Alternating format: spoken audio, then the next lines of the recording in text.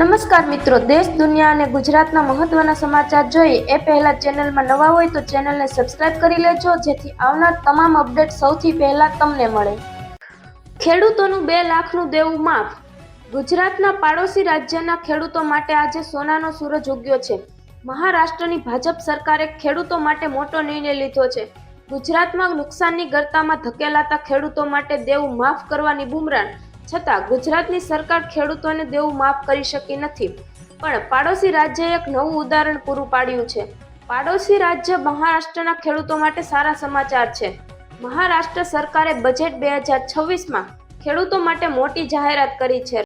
રાજ્યના મુખ્યમંત્રી દેવેન્દ્ર ફડણવીસે બજેટ રજૂ કરતા જે ખેડૂતો પર 30 સપ્ટેમ્બર 2025 સુધીનું પાક કરજ બાકી છે તેમને 2 લાખ રૂપિયા સુધીની કરજ માફી આપવામાં આવશે.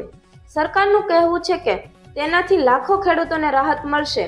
આ સાથે જ બજેટમાં ગામડાઓના વિકાસ અને રાજ્યની અર્થવ્યવસ્થાને મજબૂત કરવા માટે પણ અનેક જાહેરાતો થઈ.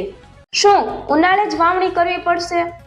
અંબાલાલ પટેલે વધુમાં જણાવ્યું છે કે એપ્રિલ મહિનાના પ્રથમ સપ્તાહના અંતમાં એટલે કે 7 થી 10 એપ્રિલ દરમિયાન ઉત્તર અને મધ્ય ગુજરાતમાં હવામાન વધુ તોફાની બની શકે છે. આ સમયગાળા દરમિયાન પવનના જોર સાથે વરસાદી માહોલ જામશે અને કેટલાક સ્થળોએ કરા પડવાની પણ શક્યતા છે. આ કમોસમી વરસાદના કારણે ઉનાળુ પાક જેવા કે બાજરી, તલ અને ફળોના રાજા ગણાતી કેરીના પાકને મોટું નુકસાન પહોંચી શકે છે, જેનાથી ખેડૂતોમાં ચિંતાની લહેર પ્રસરી ગઈ છે. પાન કાર્ડ વગર નહીં ખરીદી શકો સોનું. સરકાર સોનાની ખરીદીને લગતા નિયમોને વધુ કડક બનાવવાની તૈયારી કરી રહી છે. હવે દરેક વસ્તુ માટે HUID કોડ ફરજિયાત બનશે. BIS કેર એપ દ્વારા 6 અંકનો HUID વેરીફાઈ કરી શકાય છે. રૂપિયા 2 લાખથી વધુની ખરીદી માટે હવે પાન કાર્ડ ફરજિયાત છે. રૂપિયા 10 લાખથી વધુની ખરીદી માટે પાન કાર્ડ સાથે આધાર અને આવકનો પુરાવો જરૂરી રહેશે. 2 લાખથી વધુની ચૂકવણી રોકડમાં કરી શકાશે નહીં. આ કાર્ડ વિના નહીં મળે 2000 રૂપિયા.